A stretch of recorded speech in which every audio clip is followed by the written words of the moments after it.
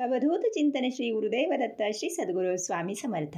सर्व स्वामी भक्तांचे स्वामी परिवारात खूप खूप मनापासून स्वागत आहे। सर्व भक्तांच्या मनातील चांगल्या इच्छा स्वामी आईने लवकर पूर्ण कराव्या हीच माऊलींचरणी प्रार्थना करते आणि आजच्या व्हिडिओला सुरुवात करते। आज आहे शुक्रवार आणि आज पुत्रदा एकादशी आहे। माझ्या सगळ्या ताईंना पुत्रदा एकादशीच्या खूप सगळ्या शुभेच्छा। प्रत्येकीच्या आयुष्यामध्ये स्वतःचं मूल असावं, प्रत्येकीला आई होण्याचं भाग्य लाभावं ही स्वामींकडे एक प्रार्थना करते। आणि आज सुद्धा पुत्रदा एकादशीला तुम्हाला प्रभावी असे 2 उपाय करायचे आहेत। त्याचबरोबर आता हा व्हिडिओ शेअर करायला खूप मला उशीर झाला, कारण मी गुरुवारी कालच शेअर करणार होते। काल खूप सगळ्या जास्त सेवा होत्या, त्यामुळे मला अजिबात वेळ मिळाला नाही। आणि तुम्हा सर्वांना माहीत आहे की दत्तभावनेची सध्या सेवा सुरू आहे, तर ती खूप वेळेमध्ये असते, त्यामुळे त्याच ठराविक वेळेला मी सेवेला बसत असते आणि एकदम दिवसभरच सेवा जाते, नित्यसेवासुद्धा असते। तर गुरुवारी जास्तीत जास्त सेवा करण्याचा प्रयत्न असतो, त्यामुळे बऱ्याचदा गुरुवारी व्हिडिओ शेअर होत नाही, तर तुम्ही समजून घ्या। आता आजचा हा जो उपाय करायचा आहे, तर तुम्हाला इथे मी आजच करण्याचा एक उपाय सांगणार आहे। त्याचबरोबर आजपासून तुम्हाला एक सेवा करायची आहे। आता व्हिडिओ पाहायला उशीर झाला आणि ज्यांना जर आज अडचण असेल, करता येणार नाही, अशा माझ्या ताईंनी कुठल्याही बुधवारपासून ही सेवा सुरू करायची आहे। तर व्हिडिओ शेवटपर्यंत पाहत असताना कमेंट्समध्ये स्वामी आई कृपा करा असे लिहा। तर भक्त हो, आज पुत्रदा एकादशीला तुम्हाला महादेवाच्या मंदिरात हा उपाय करायचा आहे। आणि हा उपाय जे शिवपुराण सांगतात, शिवकथा सांगतात, असे प्रदीपजी मिश्रा यांनी सांगितलेलं आहे। तर मी ज्या भागामध्ये राहते इथे पण मी जेव्हा महादेवाच्या मंदिरामध्ये श्रावण सोमवारी जाते, असं मध्ये तर काही होत नाही, कारण मंदिर खूप लांब आहे, तर तिथे खूप सगळ्या महिलांची गर्दी असते। आणि गेली 2 वर्षापासून पाहते मी की ज्या ज्या शिवकथा ऐकतात अशा खूप सगळ्या महिला आमच्या भागामध्ये प्रदीपजी मिश्रा यांचे खूप वेगवेगळे उपाय करतात। शक्यतो आमच्या भागामध्ये जास्त श्री स्वामी समर्थ आणि श्री गुरुदेव दत्त महाराजांचेच भक्त आहेत आणि जास्त तीच भक्ती केली जाते। तर महादेवाच्या मंदिरामध्ये सुद्धा स्वामीसुद्धा सांगतात की तुम्ही महादेवाची सुद्धा जास्तीत जास्त सेवा करा, कारण ब्रह्मा विष्णू महेश असेच आपले गुरुदेव दत्त महाराज अवतारी आहेत। त्यामुळे श्रावणात जास्तीत जास्त महादेवाची तुम्हाला उपासना करायची आहे, कारण शिवतत्व या श्रावण महिन्यात जास्त प्रमाणामध्ये जागरूक असतं। त्यामुळे श्रावणात तुम्ही कुठल्याही वारी महादेवाची सेवा करा, तुम्हाला 100% अनुभव येईल। तर हा उपाय प्रदीपजी मिश्रा यांनी सांगितलेला आहे आणि मी तो तुम्हाला सांगण्याचं कारण महाराज मला जसं सुचवतात तसंच सांगत असते। झालं असं की मैत्रिणीकडून समजलं, एका ताईंना 20 वर्षानंतर प्रेग्नेन्सी राहिली आणि त्यात फक्त सांगतात की स्वामी सेवा आणि प्रदीपजी मिश्रा यांचे जे उपाय केले त्यानेच त्या प्रेग्नेंट आहेत। 20 वर्षानंतर जेव्हा आशा मावळली होती तेव्हा हा चमत्कार झालेला आहे। तर 1 वर्षभर त्या कंटिन्यू महादेवाच्या मंदिरामध्ये जाऊन 1 तांब्याभर पाणी महादेवाच्या पिंडीवर वाहतात, त्याचबरोबर 1 बेलाचं पान आणि 1 पांढरं फूल वाहतात महादेवाला, फक्त एवढं करतात, 1 तुपाचा दिवा लावतात। तर यावर डिटेल मी माहिती तुम्हाला सांगेल। हा उपाय श्रावण संपल्यानंतर येणाऱ्या सोमवारपासून करायचा आहे।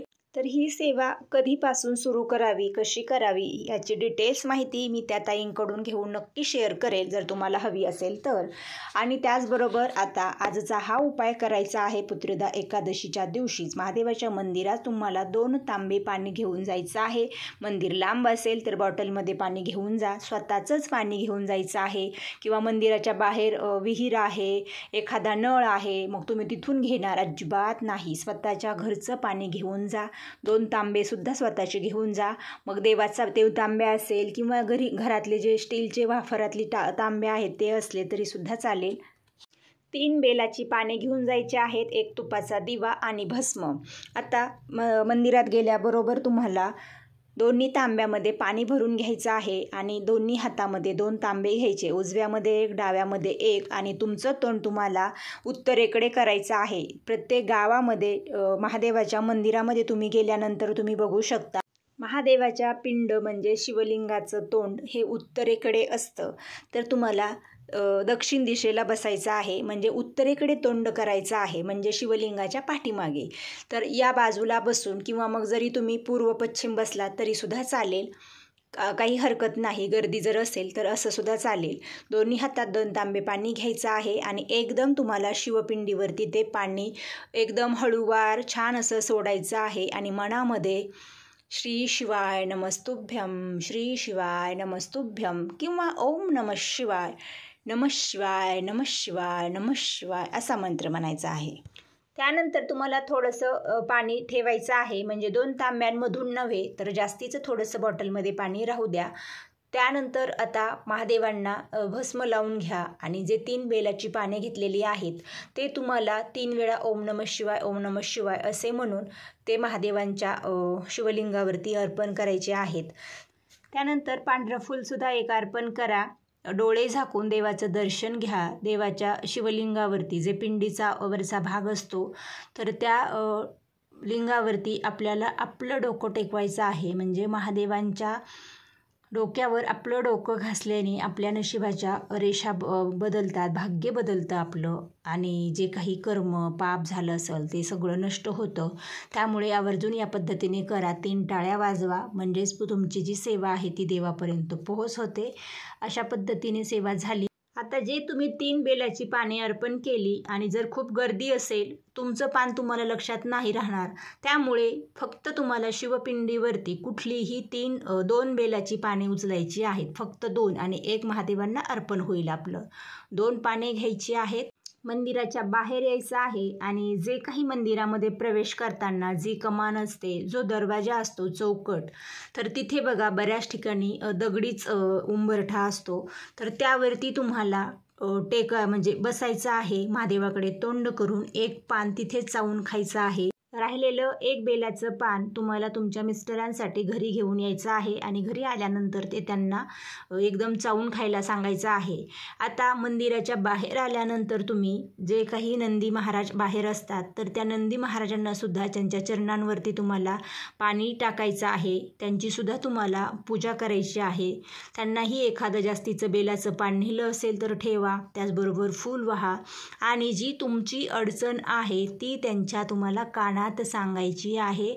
नंदी महाराजांना विनंती करायची आहे की हे नंदी महाराज, माझी अशी इच्छा आहे, ही शंभू महादेवांच्या चरणी तुम्ही लीन करा. भोळ्या शंकरांना माझी ही कळकळीची इच्छा आहे, माझी विनंती आहे तुम्हाला, ती माझी विनंती तुम्ही माझ्या शंकरांपर्यंत पोहोच करा. म्हणजे काय होतं की जर नंदी महाराजांच्या कानात आपण इच्छा सांगितली तरच ती महादेवांपर्यंत जाते.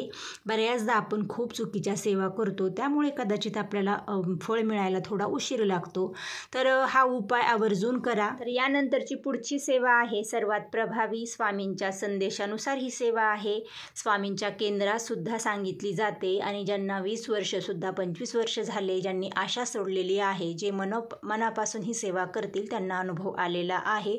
ही सेवा करायची आहे संतानप्राप्ती, पुत्रप्राप्तीसाठी. पण या सेवामध्ये सातत्य असायला पाहिजे.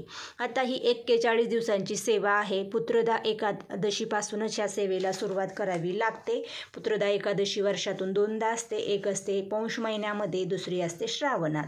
आता या एकादशीनंतर तुम्हाला आज विटाळ आहे, सुतक आहे किंवा मासिक धर्म असेल, सेवा सुरू करता येणार नाही, तर अर्थात तुम्ही येणाऱ्या बुधवारपासून ही सेवा करू शकता. त्या बुधवारी शक्य नसेल, जर सुतक संपलं नसेल तर त्यानंतरच्या बुधवारपासून तुम्ही सेवा करू शकता. पण पुत्रदा एकादशीनंतर 1 महिन्यामध्ये जे बुधवार येतील तोपर्यंत या सेवेला तुम्ही प्रारंभ करू शकता. आता ज्या दिवशी सेवा करणार आहे त्या दिवशी 1 नारळ घ्यायचा, 1 गुलाबाचं फूल घ्यायचं किंवा पिवळं 1 फूल घेतलं तरी चालेल. थोडीशी खडीसाखर घ्यायची, त्यावरती थोड्याशा पिवळ्या अक्षदा घ्यायच्या.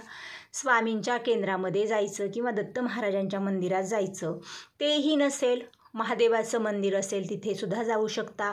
बाळकृष्णांचं मंदिर असेल तिथे जाऊ शकता. विठ्ठल रुक्माईचं मंदिर असेल तिथे जाऊ शकता.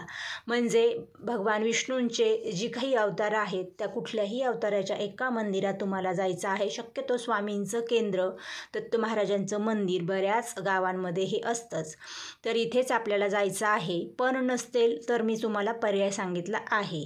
आता स्वामींच्या केंद्रात गेलात, नारळ तुम्हाला महाराजांच्या चरणांवर ठेवायचा आहे. आधी तुम्हाला नारळ हातात घ्यायचा, महाराजांना इच्छा सांगायची की मी संकल्पयुक्त 41 दिवसांची सेवा करत आहे संतानप्राप्ती पुत्रप्राप्तीसाठी. महाराज माझ्याकडून ही सेवा निर्विघ्नपणे करून घ्या, महाराजांना करून घ्या अशी विनंती करा आणि मी ही सेवा सातत्याने करण्याचा प्रयत्न करेल. सकाळपासून संध्याकाळपर्यंत कुठल्याही वेळी म्हणजे तुम्हाला जेव्हा वेळ मिळेल त्यावेळी तुम्ही करू शकता. खूप जणांना जॉब आहे, नोकरी आहे, म्हणजेच व्यवसाय आहे, असे वेगवेगळी कामे असतात. आता ज्या ताई घरी असतात त्या कदाचित सकाळी वेळ काढून करू शकतात, पण ज्या ताई बाहेर जातात कामानिमित्त तर मग सकाळीच जावं लागतं, संध्याकाळी केलं तरी चालेल. घरी आहेत म्हणजे काही घरच्यासुद्धा महिलांना खूप काम असतं, पण आपण देवपूजेसाठी वेळ काढतो. तर ही सेवा 41 दिवसांची माझ्याकडून महाराज तुम्ही करून घ्या आणि माझी इच्छा या 41 दिवसामध्ये पूर्ण कराच अशी विनंती करा. आणि घरी आल्यानंतर तुम्हाला त्या दिवशी बाळकृष्णांचा अभिषेक करायचा आहे. बाळकृष्णाची मूर्ती प्रत्येकाच्या घरात असते, तर बाळकृष्णांच्या मूर्तीवरती अभिषेक कसा करावा याचा व्हिडिओ मी शेअर केलेला आहे, त्याची लिंक देईल डिस्क्रिप्शनमध्ये. बऱ्याचदा लिंक देणंच राहून जातं, तर त्यामुळे अगदी थोडक्यात सांगते. तुम्ही पाणी, दूध किंवा पंचामृत काहीही घेऊ शकता. बाळकृष्णांची मूर्ती ताम्हणात ठेवायची आहे. जर तुमच्याकडे गळती असेल जी आपण रुद्र सेवा करण्यासाठी वापरतो तशी असेल तर तशी सुद्धा तुम्ही घ्या, म्हणजे तुम्हाला सेवा करायला सोपं जाईल, किंवा पती पत्नी दोघेही सेवा करू शकता. आता मूर्ती ताम्हणात ठेवल्यानंतर तुम्हाला अभिषेक करताना सगळ्यात आधी एक वेळा श्री स्वामी समर्थ या मंत्राचा जप करायचा आहे. त्यानंतर एक माळ संतान गोपाल मंत्राचा जप करायचा आहे. त्याचबरोबर 16 वेळा पुरुष सुक्तम म्हणायचं आहे. आता तुम्ही म्हणाल 16 वेळा खूप होतं, पण ज्या घरात मूलबाळच नाही आहे ना त्या ताईंनी आवर्जून करायचाच आहे. आता ज्यांना पुत्रप्राप्तीसाठी करायचं आहे त्यांनीसुद्धा 16 वेळा करायचा आहे.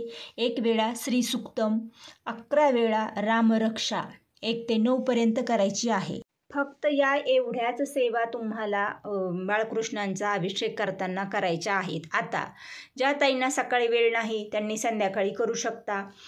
ज्या ताईंना एखाद दिवशी दिवसभर खूप काम आहे, बाहेरगावी गेल्या आणि आता खूप वेळ नाही आहे, तर मग एखाद्या दिवशी तुम्ही 1 वेळा पुरुष सुक्तम आणि 1 वेळा रामरक्षा घेऊ शकता. बाकी तुम्हाला राहिलेली रामरक्षा मोबाईलवर ऐकायची आहे. रामरक्षा ही खूप प्रभावी सेवा आहे. मी यावर तुम्हाला एक सेपरेट व्हिडिओ स्वामींच्या आज्ञेवरून सांगणार आहे.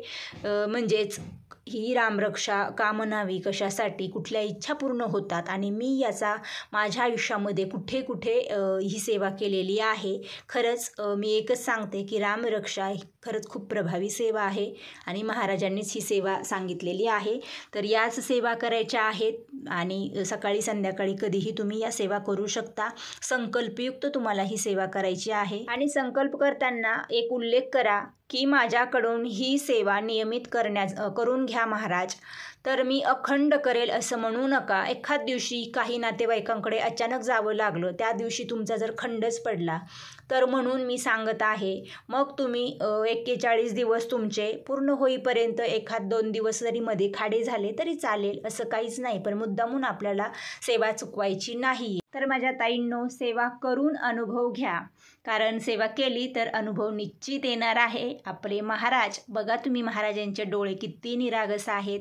महाराजांकडे पाहताच अगदी अर्ध आपलं दुःख, संकट, थकवा असेल, जे काही असेल ते दूर होतं. एवढे निरागस आणि एवढे बोलके भाव आहेत महाराजांचे. खरंच मनापासून पूर्ण सेवा करा, श्रद्धा असू द्या, सगळं काही महाराजांवर सोपवून फक्त आपण महाराजांचं नाम जपूया, महाराज आपल्याला आपोआप जपतात.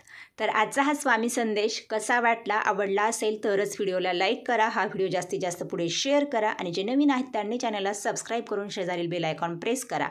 आजची सेवा स्वामी आई चरणी अर्पण करूया. श्री स्वामी समर्थ. जय जय स्वामी समर्थ.